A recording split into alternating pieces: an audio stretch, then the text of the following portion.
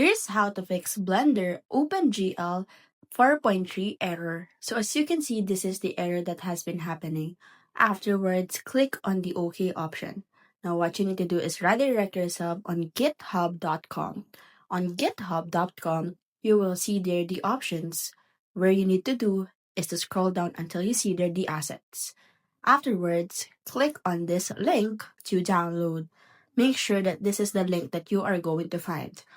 Afterwards, click download and wait for it to be 100% downloadable to your device, desktop, or PC.